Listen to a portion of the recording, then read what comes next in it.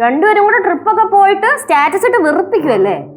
നമ്മള് പ്ലാൻ ചെയ്ത് പോയൊന്നും അല്ല, നമ്മള് പോയി അങ്ങ് താജ്മഹൽ എത്തി. അതാണ് പോയി താജ്മഹൽ എത്തി. സിമ്പിൾ അല്ലേ? ഇങ്ങനെ പ്ലാൻ ചെയ്തിരുന്നെങ്കിൽ അവിടം വരെ എത്തുമായിരുന്നു നിങ്ങൾ രണ്ടുപേരും. ഞാൻ അമ്മയുടെ വായിക്കണം മൊത്തം കേട്ടോ. അത് സോൾവ് ആക്കാൻ ശ്രീ പടവലത്ത് പോയിട്ടുണ്ട്. അമ്മയുടെ ശരിക്കും കിട്ടി കാണുമല്ലോ. ശ്രീ വിളിച്ചപ്പോഴും ഇത് തന്നെ പറഞ്ഞത്, അമ്മ മിണ്ടണെന്ന്. കുറച്ചു നേരം അങ്ങനെ ഉണ്ടാവും.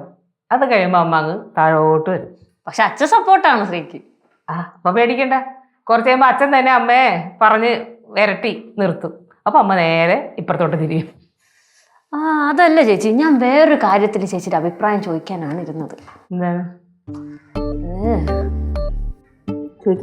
അല്ല, നിന്റെ അഭിപ്രായം കൂടെ വേണം. പറയാ, അത് പറഞ്ഞാലല്ലേ അറിയോളൂ. ഞാൻ ഈ ഇടയ്ക്ക് ഇന്റർവ്യൂവിന് പോയിരുന്നല്ലോ. ജോലി ഏകദേശം സെറ്റായ പോലെയാണ്. നല്ല കുറച്ച് ഇവിടെ കൊച്ചിയിലൊക്കെ കുറച്ച് അറിയപ്പെടുന്ന ഒരു ഹോസ്പിറ്റലാണത്. അത്യാവശ്യം നല്ല സാലറി ഉണ്ട്. അപ്പൊ ഞാൻ പോയാലോ എന്നിങ്ങനെ ആലോചിക്കണം. അതിനിത്ര ആലോചിക്കാൻ എന്താണ്? ആഗ്രഹിച്ച് പഠിച്ച് കിട്ടിയൊരു ജോലിയാണ്. അപ്പൊ അങ്ങനെ പഠിച്ചിട്ട് ജോലി കിട്ടിക്കഴിയുമ്പോൾ അതിന് പോവല്ലേ വേണ്ടത്? പോകാണ്ടിരിക്കേണ്ട ആവശ്യം എന്താണുള്ളത്? അങ്ങനെയല്ല ഞാൻ ആലോചിക്കണതേ, ശ്രീയുടെ ബിസിനസ്സിൽ ശ്രീനെ ഹെൽപ്പ് ചെയ്യണോ അതാ ജോലിക്ക് പോകണോ, അങ്ങനെ ഒരു കൺഫ്യൂഷൻ. നീ എന്ത് പറയണു? ഞാൻ പറയുകയാണെങ്കിൽ ജോലിക്ക് പോകുന്നൊക്കെ നല്ല കാര്യമാണ്. പക്ഷെ കുട്ടുമാമന്റെ കൂടെ ബിസിനസ്സിൽ പോകുന്നതല്ലേ നല്ലത്. ബിക്കോസ് അങ്ങനെ ചെയ്യുവാണെങ്കിൽ നമ്മൾ മുതലാളി, ബാക്കിയുള്ളവർ നമ്മൾ പറയുന്നത് കേൾക്കും. ഇപ്പൊ ലൈഫ് അംബീഷൻ എന്നൊക്കെ പറഞ്ഞു പോവുകയാണെങ്കിൽ അവര് മുതലാളി, നമ്മൾ തൊഴിലാളി, അവര് പറയുന്ന മൊത്തം നമ്മൾ കേൾക്കും. അപ്പൊ അതിന്റെ ഒരു ഇതുണ്ട്. അതാണ് ഞാനും ആലോചിക്കണം. അങ്ങനെയാണെങ്കിൽ ഞാൻ എത്ര വർഷം കൊണ്ട് ജോലിക്ക് പോവാ? എനിക്കൊരു കുഴപ്പവും സംഭവിച്ചിട്ടില്ലല്ലോ. നീ ഇപ്പൊ ഇതൊക്കെ പറയാ, നീ ഇപ്പൊ എന്താ ചെയ്യണ?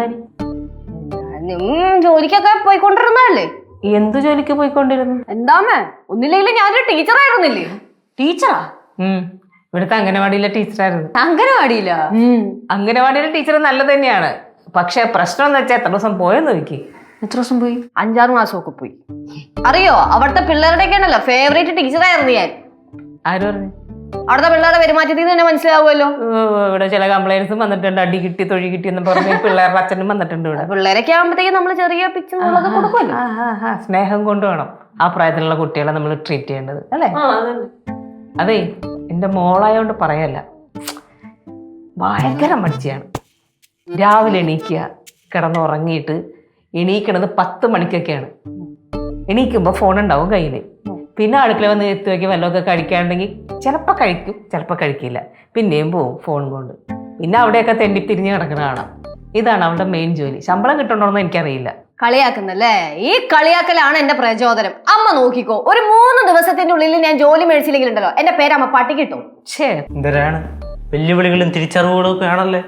കേശുമോനെ, നീ എന്റെ അനിയനായതുകൊണ്ട് ഞാൻ പറയുകയാണ്, പഠിച്ച ജോലി മേടിച്ചില്ലെങ്കിൽ ഈ വീട്ടിൽ നിനക്ക് യാതൊരു വിലയും കാണില്ല. ഒരിക്കലും ഉണ്ടാവില്ല, ആർക്കും ഉണ്ടാവില്ല വില. അതല്ലേലും എനിക്കറിയാം. പക്ഷെ അത് ഒരു ജോലിക്കും കുലിക്കും പോകാത്ത ചേച്ചി എന്തിനാ എന്നോട് പറയുന്നത് എനിക്ക് മനസ്സിലാവും. പട്ടി കൊടുത്ത് അടി മേടിച്ചില്ല. ശരിയാ, അവസാനം എല്ലാം കൂടെ എന്റെ തലയിലേ വരത്തുള്ളൂ. നമ്മള് തെറ്റം കണ്ട് അംഗീകരിച്ചു കഴിഞ്ഞാൽ പ്രശ്നം തീർന്നില്ലേ? ഞാൻ അംഗീകരിച്ചല്ലോ, എനിക്ക് മടിയുണ്ട്. അതല്ല ഞാൻ പറഞ്ഞു, ഞാൻ 3 ദിവസത്തിനുള്ളിൽ ഞാൻ ജോലി മേടിച്ച് കാണിച്ചു തരാവുന്നു. എത്ര ദിവസത്തിനുള്ളില്? 3 days. 3 ദിവസത്തിനുള്ളില് ജോലി മേടിച്ച് ഞാൻ ജോലിക്ക് പോയിരിക്കും. ചേച്ചിയാ? എന്തെനിക്ക് ജോലിക്ക് പോയിക്കൂടി? പോയതല്ലേ പോണം. വെല്ലുവിളിച്ചാ പോരാ. ഞാൻ പോവാടാ, ഞാൻ വെല്ലുവിളിച്ചല്ലോ, ഞാൻ പോയി കാണിച്ചു തരാം. എന്തൊക്കെയാ മൈൻഡ് ചെയ്യാൻ നിൽക്കണ്ട. ലച്ചു അല്ലേ, കുറച്ച് കഴിയുമ്പോൾ അവിടെ കൊണ്ടൊക്കെ നടന്നിട്ട് പോയി ചുരുണ്ട് കൂടിക്കോളൂ. ഫീലായോ എന്തോക്ക്? അങ്ങനത്തെ ഫീലിങ്സ് എന്നുള്ള ഒരാളല്ല ലച്ചു. പറഞ്ഞാൽ ഈ ജോലിയുടെ ടോക്ക് ഇവിടെ അങ്ങനെ വന്നു. ജോലിയുടെ ഒക്കെ ഗൗരിക്ക് ഗൗരിക്ക് ഇപ്പൊ ജോലി കിട്ടിയില്ലേ? ആ ജോലിക്ക് പോകാൻ നോക്ക്. ഇതാണ് ടോക്ക് വരാൻ കാര്യം. ജോലി കിട്ടിയാ? കിട്ടിയില്ല, മിക്കവാറും കിട്ടും. ചെലവ് ചെയ്യണം കേട്ടോ. ബുൾസൈ വേണ്ടേ നിനക്ക്? അടിച്ചാ കഴിക്കും. സ്വന്തം വീട്ടുകാർ പോലും ഇങ്ങനെ കണക്ക് പറയുമെന്ന് ഞാൻ വിചാരിച്ചില്ല. എന്തൊക്കെയാ പറഞ്ഞു?